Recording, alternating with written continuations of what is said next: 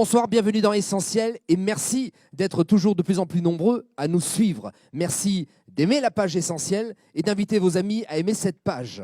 Celui que nous recevons ce soir est auteur, compositeur, interprète. Il a brillamment repris les chansons de Jodassin et pourtant nous allons le retrouver ce soir avec ses premières émotions de scène, l'imitation. Il est essentiel, il est avec nous, Guillaume Ibo.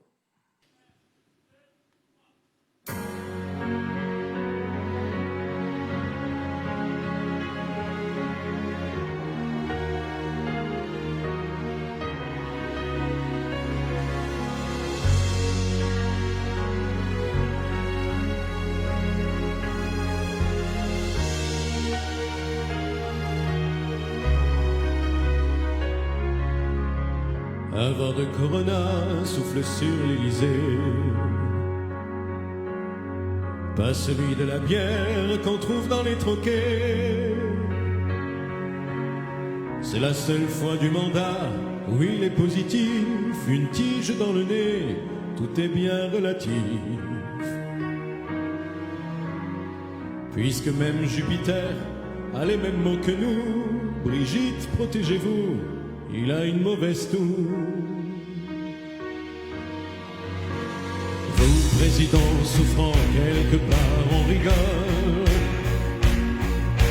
Vous qui avez festoyé plus de 6 au dîner. Quand on se rend bien compte de l'exemple qu'on nous donne, que même le couvre-feu, il n'est pas respecté.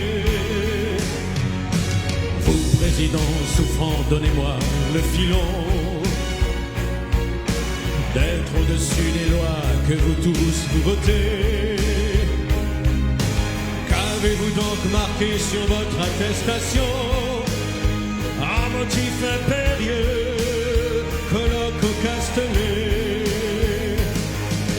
Vous, président souffrant, quelque part ça m'inquiète, car dans tous les médias on ne parle que de vous. La moindre petite info, tel un bout de beefsteak, votre santé en débat, comme s'il n'y avait que vous. A-t-il passé le Noël confiné? Est-ce que Brigitte à manger dans le cellier? Combien de degrés sur le thermomètre à mercure? Est-ce que tout va bien dans toute sa tubulure? Président souffrant, est-ce qu'après on essaie la première injection de votre futur profit? Sauf si entre-temps vous êtes allé à Marseille prendre ce fameux produit qui a été interdit. Oh, vous, président souffrant, quelque part je vous souhaite un bon rétablissement, un retour parmi nous.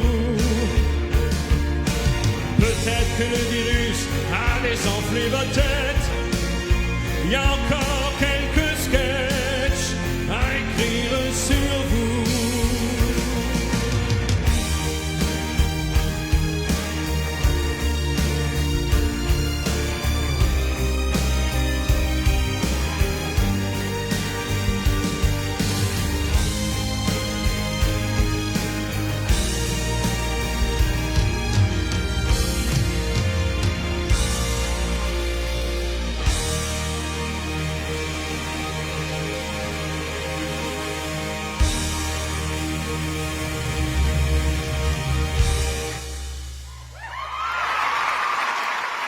Eh bien bonsoir à tous, mesdames, messieurs, et je suis vraiment très heureux d'être avec vous ce soir sur l'émission Essentielle. Ce soir, on est là pour se divertir, pour se changer les idées de toute cette période horrible et morose que l'on a à vivre malheureusement. Alors ce soir, il va y avoir des parodies qui vont parler du confinement, du coronavirus. On va en sourire, on va en rire un peu car ça va nous permettre bien évidemment d'exorciser tout ce qui nous pèse chaque jour. Et j'ai imaginé Gilbert Bécaud. Je me suis dit, si Gilbert Bécaud était toujours parmi nous, qu'est-ce qu'il nous aurait chanté s'il avait été confiné ?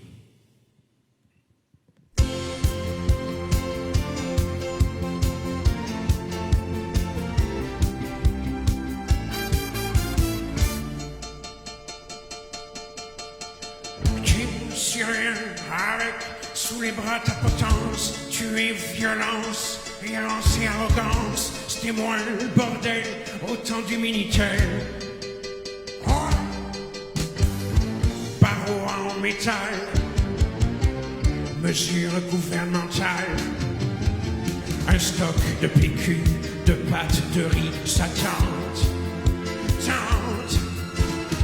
tous aux fenêtres, les mains sont prêtes, ta pâte,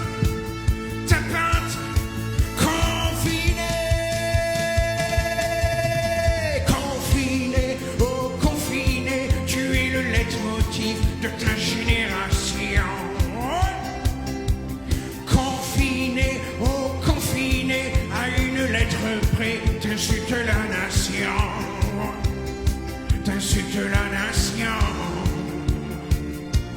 Confiné, ouais confiné, tu fais tourner en rond. Confiné, tu nous fais squatter notre petite kitchenette à la maison, cuisinant des bons plats de friture, des bombes à calories. Et oui, je n'ai rien demandé. Bon pèse personne aussi. Tu pars, tu reviens comme un amant romantique, volcanique. Te voir revenir sitôt devient endémique, psychiatrique, confiné. Confiné, oh confiné, tu es le leitmotiv de ta génération.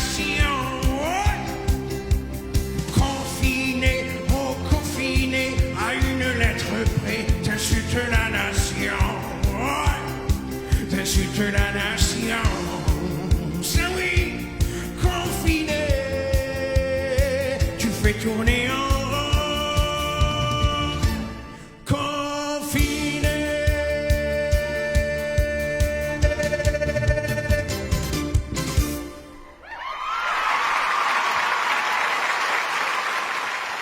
Alors, mesdames, messieurs, il est vrai que depuis quelque temps maintenant, le masque est devenu quelque chose de permanent, voire même d'obligatoire. Hein, alors qu'au début, on nous avait bien dit que le masque ne servait à rien. Bref. Ce masque, depuis qu'on le met, on se rend compte qu'on envale des petites peluches, que ça nous gêne, ça nous gratte. Ça nous fait même transpirer sur des zones où on ne pouvait pas imaginer qu'il y avait de la transpiration à cet endroit-là.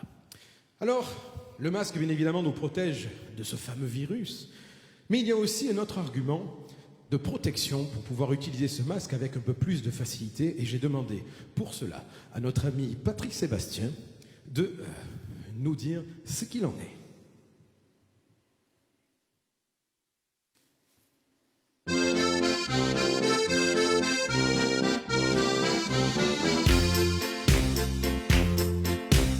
Il faut rien qu'à vous en faire des caisses partout à la télé. La seule chose qui les intéresse, c'est le stock à écumer. Customisé ou en papier, il te sert de gilet pare-balles. Et tu seras seul à te sentir piégé dans ta propre embuscade. Ah, si tu pouvais masquer ta gueule, on aurait plus d'aisance. Ah, si tu pouvais masquer ta gueule, ça sentirait moins le rance. Ça nous permet que l'on ne sente pas tes effluves médiévales. la sauce à l'ail qu'il y a dans ta battaglia, ou ben tes amis d'âne.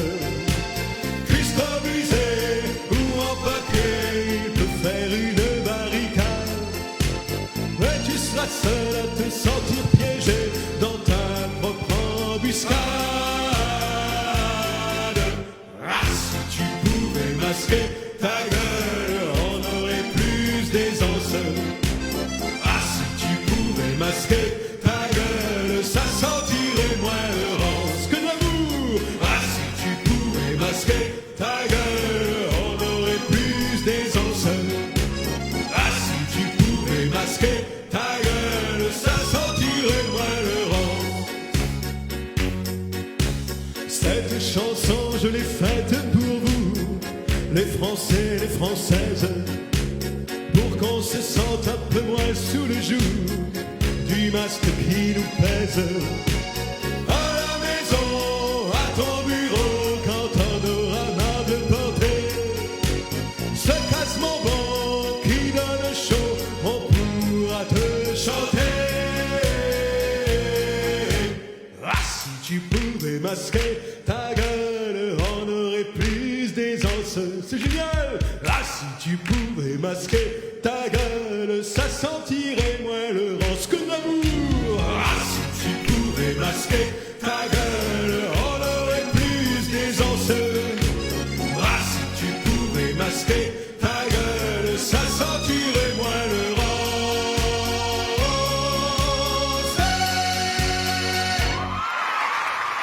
Après avoir chanté le zizi, le cul de Lucette et même la foufoune, Pierre Perret nous revient pour nous chanter l'absence de couilles avec Manu. On te trouvait bien habillé, Manu. C'est pour ça que certains ont voté, Manu. On est séduit par ta jeunesse, tel un puceau voyant des fesses qu'il pourrait enfin caresser. Tu nous dis qu'on est tous égaux, Manu, au pays de Voltaire et d'Hugo, Manu. Mais pour les ministres en revanche, c'est tous les jours qu'ils sont dimanche, ça fait un sacré distinguo. On aimait tant nos libertés, Manu, on rêvait de fraternité, Manu. À l'Assemblée, Monsieur Véran nous a prouvé en s'emballant que le diktat est adjacent. Les artisans ont tout perdu, Manu.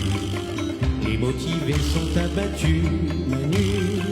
La DDE va devoir bosser et peindre des passages cloutés pour qu'on puisse traverser la rue. Il y a longtemps que la maison flambe, Manu. Tout comme les autres, tu l'enjambes, Manu. Mais vu que tu pioches dans nos ressources, on aimerait bien voir si ta bourse est accrochée entre tes jambes. On est au bord du précipice, Manu. Il y a bien trop d'injustice, Manu. De tous ceux qui donnent des leçons, combien jouent les caméléons et planquent leur argent en Suisse. À chaque fois qu'on voit ta bobine, Manu, dans les médias on hallucine, Manu. Sans cesse tu nous passes la pommade avant de porter l'estocade. Est-ce essentiel la vaseline? Né de la cuisse de Jupiter, Manu, tu te crois au-dessus de tes pères, Manu. T'as le rôle de l'enfant gâté dans les jupes de ta bien-aimée qui a le même âge que grand-mère. Au lieu de faire ton Napoléon, Manu, occupe-toi de ta nation, Manu. On voudrait vraiment être aidé, qu'on soit tous en sécurité, même en dehors des élections. Si tu poussais les êtres humains, Manu, à l'envie de se tenir la main, Manu, la paix qui ferait nos beaux jours aurait la couleur de l'amour contre laquelle on ne peut rien. On te trouvait bien habillé, Manu. C'est pour ça que certains ont voté, Manu. L'adage nous avait mis en garde, t'as beau porter notre cocarde, l'habit ne fait pas le curé.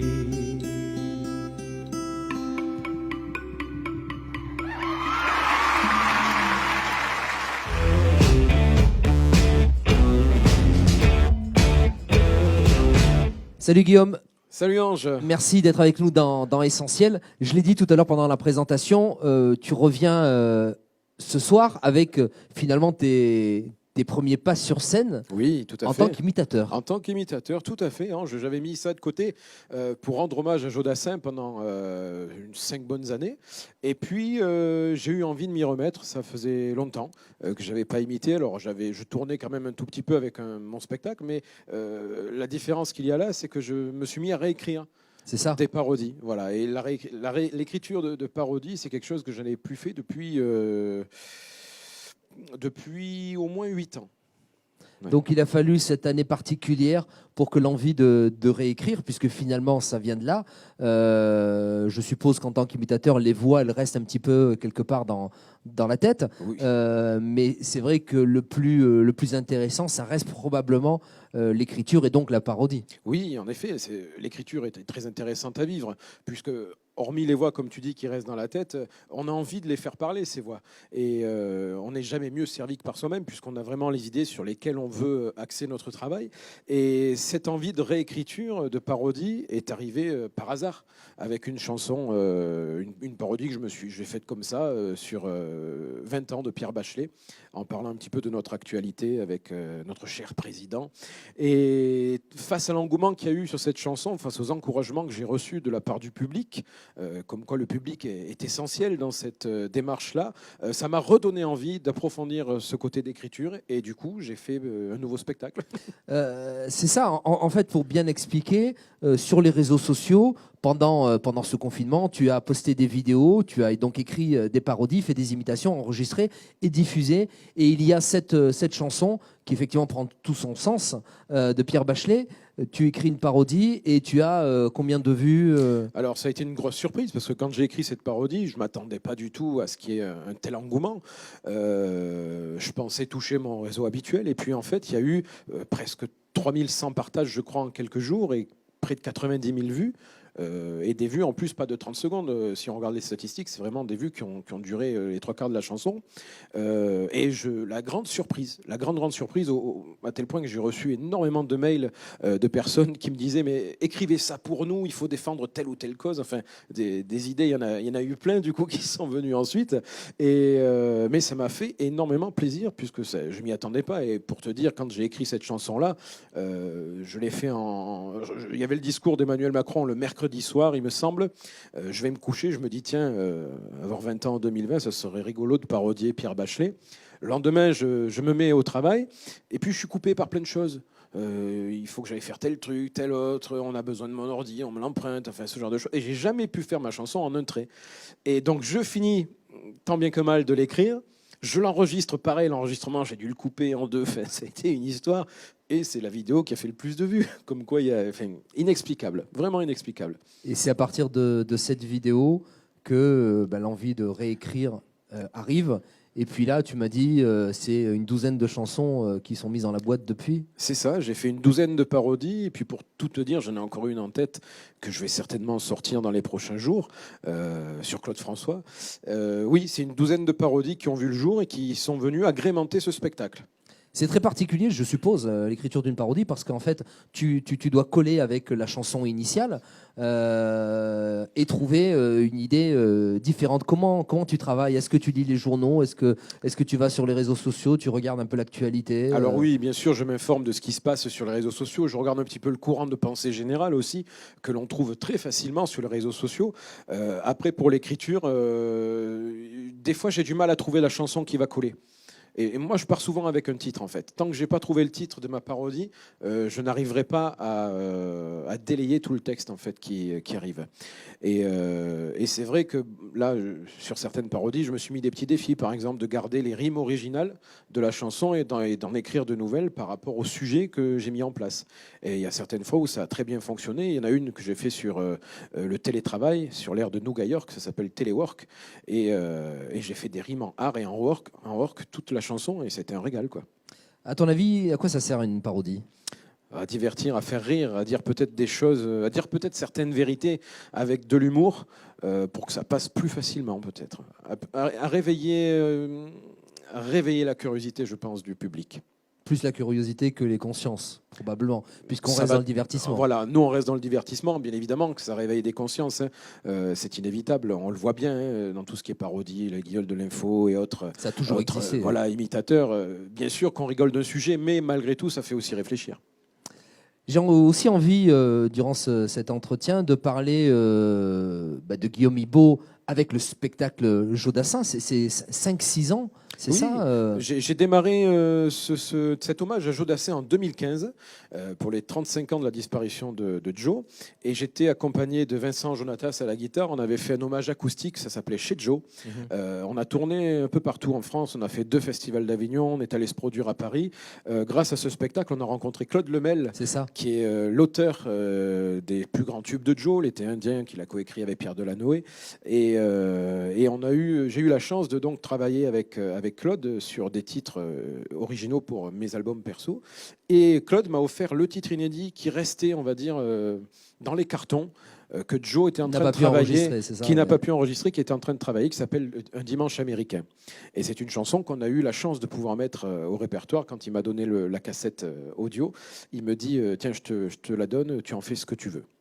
Et cet hommage à Joe Dassin a évolué avec musiciens et ou seul sur bande. Donc tout est réorchestré, il n'y a pas uniquement de la guitare. Et on tourne toujours ce spectacle actuellement pour rendre hommage à Joe et pour essayer de dépoussiérer, sans les dénaturer, les chansons de du Joe Dassin, chanteur au ouais. costume blanc. Tu parlais de Claude Lemel, Oui. qu'on retrouve d'ailleurs dans une des parodies indirectement, Oui. puisque tu t'es amusé à parodier la chanson de Beko, Désiré, Oui, tout à en fait. modifiant un Désiré. petit peu les paroles, et j'ai découvert que c'était également Claude Lemel qui avait écrit cette chanson. Tout à fait, c'est ça. Guillaume Ibo, auteur, compositeur, on peut en parler Oui, aussi. on peut aussi en parler. Je viens de sortir un nouvel album qui s'appelle L'Évangile selon Nicole, qui est un album complètement décalé, dans lequel j'ai fait les textes et les musiques, qui parle d'une histoire un peu originale, celle de ma voisine, qui a passé tout son premier confinement et tous les autres jours aussi de l'année à sa fenêtre, derrière les jumelles, à épier tout ce qui se passait dans le voisinage. Et je suis sûr que elle est capable de te dire qui est sorti avec ou sans attestation, tu vois. Elle surveille tout. Et j'en ai écrit une petite histoire. Et sous ses airs un petit peu bourrus, on se rend compte que c'est quand même une personne un petit peu tendre, cette Nicole. Et je me suis amusé pendant le premier confinement, parce que ça a été mon travail du premier confinement, en fait, l'écriture de cet album. J'ai mis en clip toutes les chansons pour en faire une histoire. Et maintenant, le projet qui, j'espère, viendra un jour, c'est de pouvoir porter tout ça sur scène avec des musiciens et dans une mise en scène humoristique, originale et décalée. Donc finalement, avec cette période et ce confinement, tu as tout géré, artistiquement parlant, de l'écriture, de l'enregistrement, aux vidéos que tu filmes. Oui. Ça devient une petite Guillaume Ibo, la petite entreprise qui... Oui, on peut dire ça. Voilà. Ouais. Bah, après, c'est vrai que le confinement, on va dire qu'il faut y trouver ça de positif, c'est que ça nous permet de découvrir des choses que l'on n'aurait pas eu l'habitude de découvrir tout seul. Et quand on est amené à être coincé, à ne plus rien faire, si on ne veut pas s'ennuyer et partir dans une spirale dépressive, il faut arriver à trouver de l'occupation. Et c'est vrai que le premier confinement m'a permis d'écrire un album de chansons, qui était déjà un petit peu sur les rails, hein, bien évidemment. Le deuxième m'a permis de finaliser un spectacle d'imitation. Et comme là, on arrive dans le troisième, je vais peut-être écrire un livre. Tiens.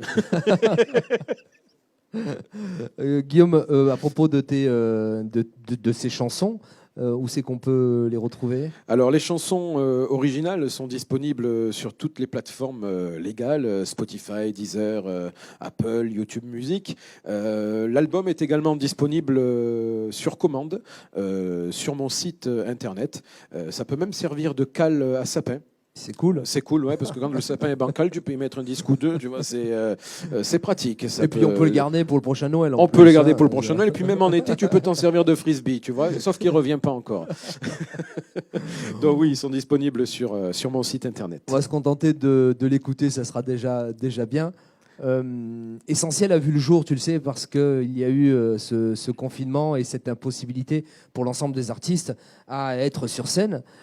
Comment tu l'as vécu, toi ? Bien évidemment en t'occupant, on a bien compris, mais qu'est-ce qui se passe dans la tête d'un artiste ? Alors, c'est de la remise en question, parce que du coup, tu te dis, je deviens inutile.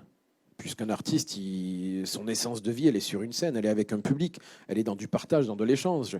Là, on se retrouve confiné, on se retrouve sans rien pouvoir vraiment faire. Alors bon, il y a les réseaux sociaux qui nous permettent d'avoir un certain lien avec les gens, mais ça remplace pas le vrai. Alors, on apprend à vivre avec ça, on apprend à travailler comme ça, parce qu'on a besoin, nous, de se sentir vivant quelque part. Le confinement, alors le premier confinement, je publiais des vidéos tous les jours, je faisais de nombreux lives. J'ai pas voulu faire la même chose sur le deuxième, et très honnêtement, je l'ai mal vécu, puisque je me suis vraiment posé des questions sur l'utilité des choses, l'utilité de notre vie artistique. Et bon, c'est pas évident, quoi. Il faut arriver à avoir le regard au-dessus de l'eau dans laquelle on se noie, quoi. Il faut se dire qu'il y a toujours un soleil derrière les nuages, quoi. Je termine toujours cet entretien avec ces 3 questions. La première, s'il fallait retenir un souvenir négatif de cette année 2020. Un souvenir négatif de cette année 2020, je dirais ce virus, quoi. C'est dans toute sa globalité, dans tous les mensonges que ça a pu véhiculer, dans cet échelonnage, je sais pas comment on dirait, dans cette ambiance néfaste qui est en train de se véhiculer, où tout le monde veut avoir le dernier mot, tout le monde veut avoir raison, alors que personne en fait n'y connaît rien. Et 2020 est une année vraiment à effacer de nos mémoires. Et tout de même, s'il fallait retenir un souvenir positif de tout ça? Un souvenir positif, c'est que peut-être que ça nous fera avancer autrement, différemment. Peut-être qu'on arrêtera d'être trop centré sur notre nombril et de se rendre compte un petit peu de ce qui se passe autour de nous. Parce que cette année bizarre peut-être nous apprendre que la solidarité est importante, en fait. Et on l'a oublié depuis quelques années, je pense qu'on l'oublie. On va retenir ça. Enfin, pour terminer, Guillaume, la culture, la musique, le théâtre, le spectacle, c'est essentiel ou pas? Bien sûr que c'est essentiel. Ça nous permet de divertir les gens et de leur faire oublier les conneries qu'ils entendent tous les jours à la télé. On va te laisser retrouver tes personnages, tes parodies sur scène. Merci beaucoup. Merci. Guillaume Ibo. Alors, mesdames, messieurs, j'aimerais maintenant que l'on rende un hommage à la doyenne des ministres, notre ministre, la ministre de la Culture, Madame Roselyne Bachelot.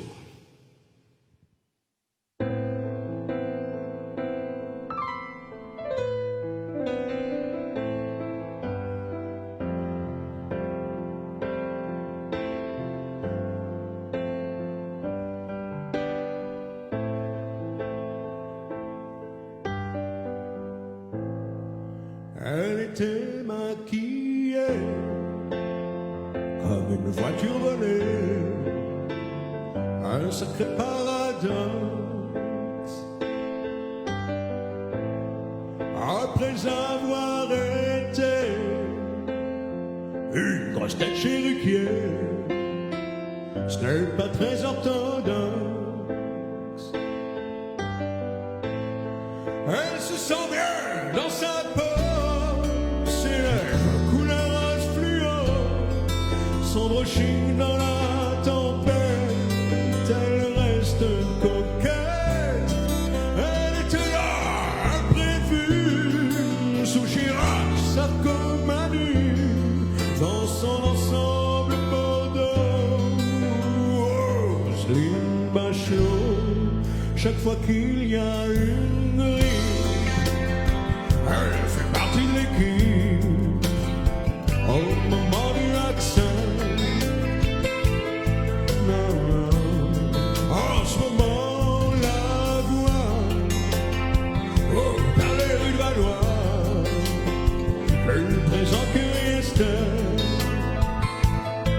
Oh, oh, ils nous ont fait toujours trop. La femme aux lèvres rose fluo, élégante, elle a la côte sous les projets.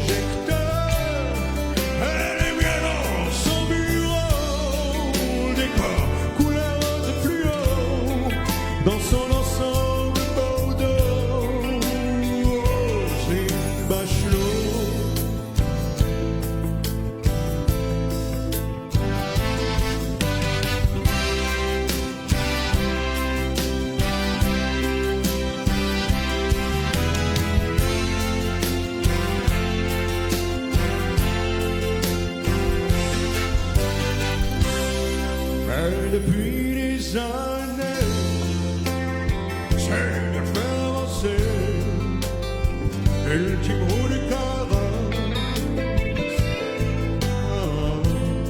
Elle vient de la santé, très bientôt retraitée. Si elle nous passe un peu,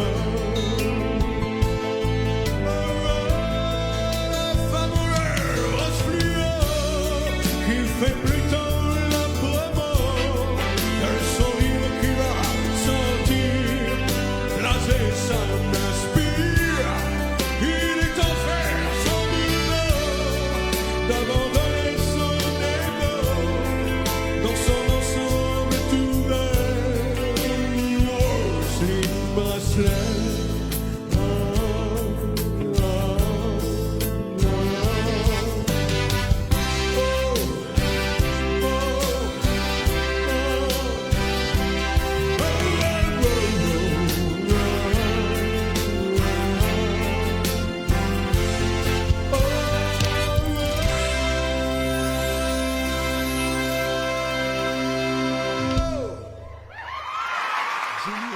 Était visionnaire. Il nous laisse un nombre infini de chansons inédites que pourra exploiter sa femme Laetitia, car toute la musique qu'elle aime, elle vient de là, elle vient du flouze. Tellement visionnaire qu'il nous a même légué une chanson pour nous dire que l'ennui dans le confinement, ce n'est pas très rock'n'roll.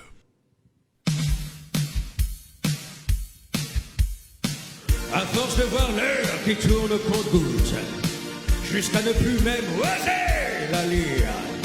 S'il faut m'occuper, moi, je balaye la route. C'est fou ce qu'on trouve comme nouveau loisir. À force de télé, on en compte les pixels pour imiter les pubs sur par cœur. Oui, à force de sortir, puis rentrer les poubelles, laver les vitres, puis l'aspirateur. Je ne sais pas par où l'ennui arrive. Chaque jour, je viens lui tendre la main. Ouais. Et j'attends, et j'attends, et j'attends, et j'attends, et j'attends, et j'attends, et j'attends, et j'attends, tout le temps, tout le temps, tout le temps, chaque instant, et j'attends, et j'attends, et j'attends, dans ce confinement.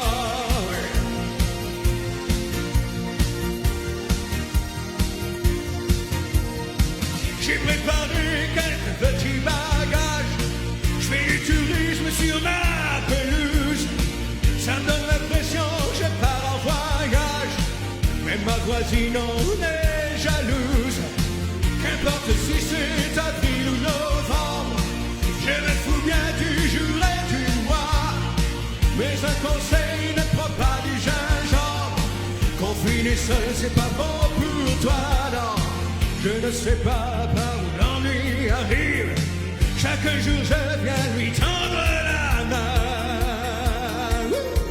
Et j'attends, et j'attends, et j'attends, et j'attends, et j'attends, et j'attends, et j'attends, et j'attends, tout le temps, tout le temps, tout le temps, chaque instant. Et j'attends, et j'attends, et j'attends, dans ce confinement.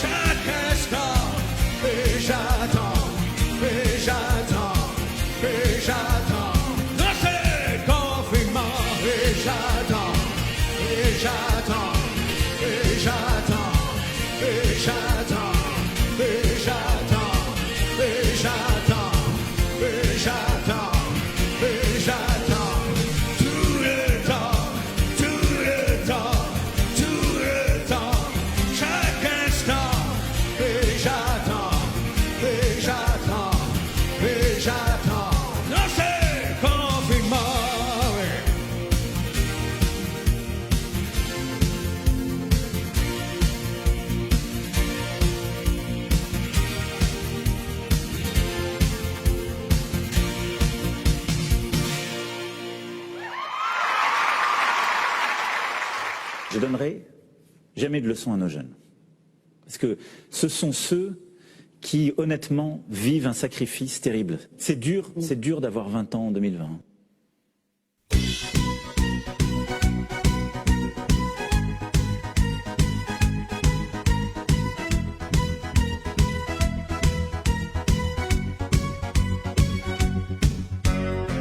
En ce temps-là, je vivais sans mettre mes mains sur les planches. Devant les films de ciné, je toussais dans ma manche. Pas un seul copain dehors, c'était les médias d'abord. BFM, c'est news, les moteurs, ça explose de chômeurs. En ce temps-là, les trottoirs, plus de manif, plus de guitare, t'as même la menthe si t'es là.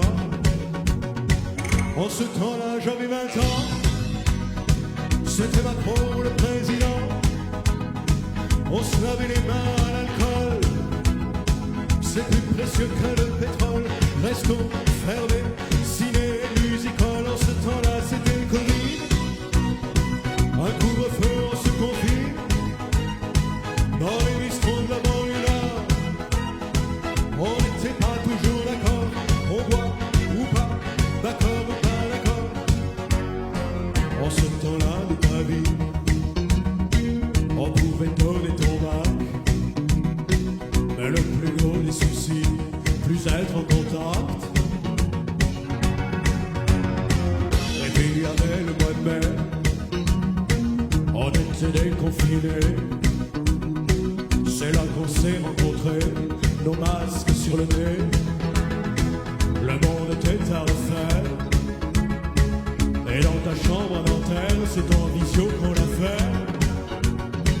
En ce temps-là, j'avais 20 ans. Je draguais ma femme sans voir ses dents. L'odeur peroxyde d'hydrogène qui ferait bon la quarantaine. Et puis, surtout, je sentais pas son haleine. On était couverts jusqu'au cou pour pas se choper un coup de grisou. Netflix faisait plein de pognon, Amazon livrait ses cartons, école fermée, trop de distanciation. En ce temps-là, j'avais 20 ans. Dehors, fallait pas perdre son temps. Les couvre-feux en métropole, les Français en avaient ras-le-bol. Affiche d'une main pour lire le protocole.